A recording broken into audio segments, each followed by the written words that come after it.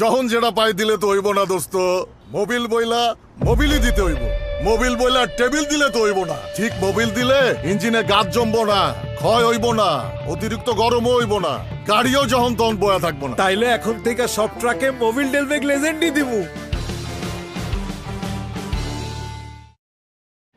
আসসালামু আলাইকুম ভিউয়ার্স, আপনাদের প্রত্যেকের জন্য আরেকটি গুরুত্বপূর্ণ কন্টেন্ট নিয়ে আমরা দাঁড়িয়েছি। দেখতে পাচ্ছেন আমাদের সামনে, একটু সামনাসামনি থেকে দেখাবো আমরা, এবং আমার নতুন স্টুডেন্টদেরকে আমরা একবার দেখাবো আমাদের এই নতুন স্টুডেন্টদের উপলক্ষে, এবং আপনাদের প্রত্যেকের উপলক্ষে আমি আজকে একটি সুন্দর ভিডিও নিয়ে আপনাদের কাছে দাঁড়িয়েছি। আমরা চেষ্টা করব A to Z শেখানোর জন্য। তবে আমি একটি কথা বলি, সেটা হলো আমরা যারা শিক্ষক আছি, টেকনিক্যাল লাইনের শিক্ষক আছে, তাদেরকে কিন্তু অনেক বেশি কিছু জানতে হয়। যদিও আমরা জানার চেষ্টা করি, কিন্তু জানার ভিতরে হয়তো ভুলভ্রান্তি থাকতে পারে, এর জন্য আমরা ক্ষমাপ্রার্থী। তবে চেষ্টা করতে হবে যারা শিক্ষক আছে তারা একটু বেশি জানার জন্য, তাদের বেশি লেখাপড়া করার জন্য। এবং আমার স্টুডেন্টদেরকে আমি এই কথাটা বলবো। দেখেন, এখন আমি আপনাদের শেখাবো যে এই গ্যাসকেট দেখতে পাচ্ছেন, এই গ্যাসকেট এবং এই সিলিন্ডার ব্লক আছে, এর বিভিন্ন অংশের নামগুলো বলবো। আপনি গ্যাসকেটের কাজ A to Z শেখার চেষ্টা করবেন, একটু সামনাসামনি থেকে দেখবো। দেখেন এখানে এই যে সিলিন্ডার ব্লক আছে, এই ব্লকের অনেকগুলো ছিদ্র এখানে আছে। আমরা অনেকে এই জিনিসগুলা বুঝি না, এই জন্য একটু আমি আজকে কন্টেন্ট নিয়ে দাঁড়িয়েছি। সেটা হলো এগুলো সব হচ্ছে ওয়াটার জ্যাকেট। এদিক দিয়ে পানি সবসময় আসা যাওয়া করবে, এগুলো ওয়াটার জ্যাকেট। এই যে এগুলো ওয়াটার জ্যাকেট। আর এই দেখতে পাচ্ছেন এগুলো হচ্ছে হেড বোল্ট আছে না, বোল্টগুলো এখানে লাগবে। এই যে হেড বোল্ট থাকে, হেড বোল্টগুলো এই যে এখানে লাগবে। আর এই দুইটা দেখতে পাচ্ছি যে আমরা, এই দুইটাকে বলা হয় ডলি পিন, অথবা অনেকে এটাকে ডুয়েল পিন বলে। কি বলে? অথবা পিন বলে। মনে থাকবে? এরপরে আরো ছিদ্র আছে দেখতে পাচ্ছেন কি, এগুলো পুশ রডের ছিদ্র, কারণ এটার ক্যাম্পশেপ থাকে হচ্ছে এই সিলিন্ডার ব্লকের মধ্যে।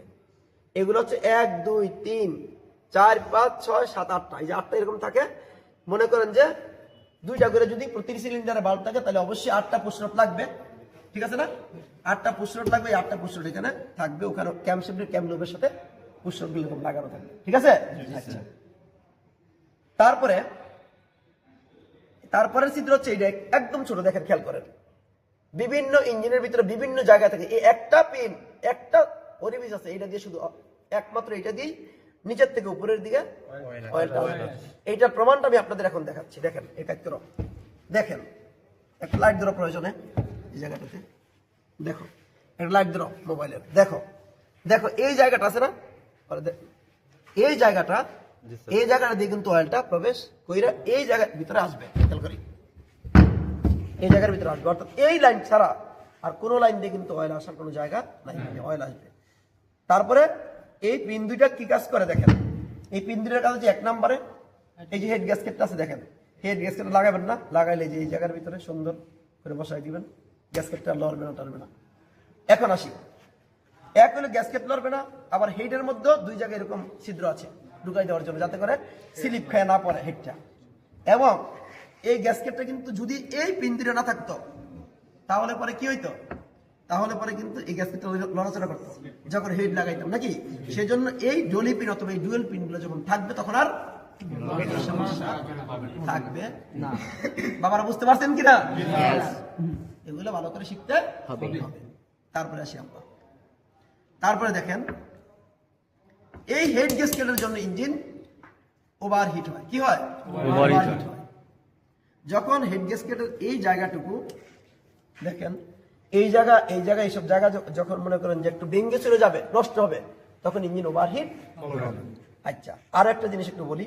দেখেন, ভালো করে একটু খেয়াল করলে বুঝবেন। বাবা, একদম ভালো করে দেখাও। এই জায়গাটা দেখেন, এই টিনের অংশটা কি বেশি না? কলম দাও, হলো। এই যে এখান থেকে এই পর্যন্ত কি জায়গাটা বেশি না? আবার দেখেন এই পাশে কিন্তু জায়গাটা কম, ঠিক না? তাইলে এখন যদি আপনাকে বলে যে এটা কিভাবে হবে, তাইলে এই যে বেশি অংশটা আছে, এই বেশি অংশটা উপরের দিকে থাকবে। সবসময় মাথায় রাখবেন, ঠিক আছে? এগুলা কিন্তু একটু হাই লেভেলের থিওরি, মাথায় রাখতে হবে। সবসময় সবকিছু বই খাতা পুস্তকে লেখা থাকে না, বুঝছো? আচ্ছা, এবার আসি আমরা। তাইলে এই একটু বড় যেটা থাকবে, সেটা কি থাকবে? উপরের দিকে থাকবে। এরপরে আসি আমরা, দিলাম উপরের দিকে দিয়ে এখন লাগাই দিলাম, নাকি? বাস, ঠিক আছে। এখন সিলিন্ডারের ভিতরে পানি প্রবেশ করলে কি হয়? সাদা ধোঁয়া দেয়, সাইলেন্সার দিয়ে সাদা ধোঁয়া দেয়। প্রশ্ন হচ্ছে সিলিন্ডারের ভিতরে পানিটা ঢুকে কিভাবে? এইবার আসেন, এটা কি ওয়াটার জ্যাকেট না? এই ওয়াটার জ্যাকেট থেকে শুরু করে, বাবা একদম সামনাসামনি দেখাও, ওয়াটার জ্যাকেট থেকে শুরু করে যদি এখান থেকে কোনো কারণে কেটে যায়, তাহলে পানিটা এখানে প্রবেশ করবে না? করবে কিনা? পানি প্রবেশ করলে কি হবে? অয়েলের সাথে মানে কম্প্রেশনের সাথে কি হবে? পানিটা মিক্স হয়ে যাচ্ছে, তাইলে কি হবে? সাদা ধোঁয়া। বাবারা কি আমার কথা বুঝতে পারছেন কিনা? ক্লিয়ার গেল এটা। তারপরে দেখেন, কোন কারণে যদি আপনার এইটার ভিতরে অয়েল প্রবেশ করতে পারে, কেমনি? অনেকভাবে অয়েল প্রবেশ করে। এক নাম্বার হচ্ছে, যদি পিস্টনের যে রিং আছে, রিং যদি ক্ষয় হয়ে যায়, তাহলে এখানে অয়েল প্রবেশ করবে। কার সাথে? কম্প্রেশনের সাথে। ওই যে এয়ার এবং ফুয়েলের মিশ্রণ কম্প্রেসড হয় না, তার সাথে কি হবে? পানি মিক্স হইতে, অয়েল মিক্স হইতে পারে। আবার অয়েল মিক্স হইতে পারে আরেকটা কারণে, এই যে দেখেন অয়েলের লাইন, এটা খেয়াল করেন, এই যেটা, এটা কি অয়েল লাইন?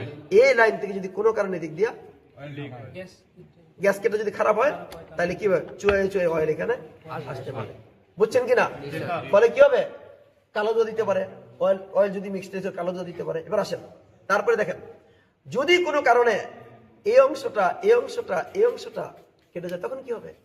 তখন এখানে যে কম্প্রেশন আছে, সংকুচিত চাপটা আছে না, এয়ার এবং ফুয়েলের মিশ্রণ, ঠিক আছে? তখন এটারটা চলে যাবে, এটারটা চলে যাবে, এটারটা চলে যাবে। ফলে কি হবে? ঠিক মতো কম্প্রেশন হবে না, কম্প্রেশন লিক করতেছে নাকি? ফলে ইঞ্জিন এরকম ঝাঁকুনি দিবে। বুঝতে পারছি কিনা? আমরা বুঝতে পারছি। এখন আমার প্রশ্ন হচ্ছে, আমরা বাইরে থেকে কিভাবে বুঝবো যে এই হেড গ্যাসকেটটা খারাপ? ঠিক না কথাটা? কথা ঠিক আছে কিনা? হ্যাঁ, এক নম্বর হচ্ছে বাইরে থেকে কিভাবে বুঝবো হেড গ্যাসকেট খারাপ? সামনাসামনি দেখাও। দুই নম্বর হচ্ছে, মনে রাখবা, এক নম্বরে শিখবো আমরা এটা, 2 নম্বরে শিখবো অয়েল যে প্রবেশ করছে, কিভাবে অয়েল প্রবেশ করছে আমরা বুঝবো, সেটাও শিখবো। ঠিক আছে? বুঝতে পারছো? আচ্ছা, তারপরে হলো এই যে বিষয়গুলা, এই বিষয়গুলো আমি এখন সরাসরি সুন্দরভাবে বলি। শোনো, 1 নম্বর হচ্ছে হেড গ্যাসকেট যে খারাপ তা বুঝতে গেলে রেডিয়েটর আছে না? রেডিয়েটর আছে নি? রেডিয়েটরের প্রেসার ক্যাপ আছে না? রেডিয়েটর আমি বলে দিই, রেডিয়েটরের প্রেসার ক্যাপটা আমরা কি খুলবো? খোলার পরে যদি এরকম বাবল হয়, বুদবুদ হয়, এরকম বুদবুদ হয় না? বুঝছো না? বুদবুদ যখন হবে, বাবল হলে, সুইচ অন করার পরে বা ইঞ্জিনকে চালানোর পরে যদি বাবল হয়, তাহলে বুঝতে হবে হেড গ্যাসকেটটা খারাপ। আমরা বুঝতে পারছি কিনা? 1 2 নম্বরে হচ্ছে প্রেসার ক্যাপটা খোলার পরে যদি দেখি পানির মধ্যে অয়েল ভাসে, তাহলে বুঝতে হবে যে অয়েল মিক্স হয়ে গেছে।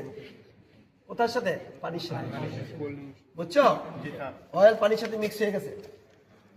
বুঝতে পারছো বাবারা? এই জিনিসগুলো কি মনে থাকবে? আর মাথায় রাখবা, গুরুত্বপূর্ণ বিষয় এগুলো কিন্তু যখন ফেটে যাবে, তখন কম্প্রেসর এখানে চলে যাবে, ফলে বড় ধরনের সমস্যা দেখা দিবে। কথা বুঝতে পারছেন? ভিডিওটা আমি যে করলাম, এটা কিন্তু অনেক সময় ধরে সুন্দর করে করার চেষ্টা করেছি।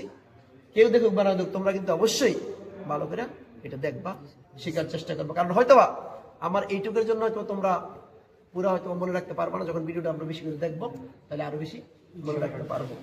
ধন্যবাদ সবাইকে।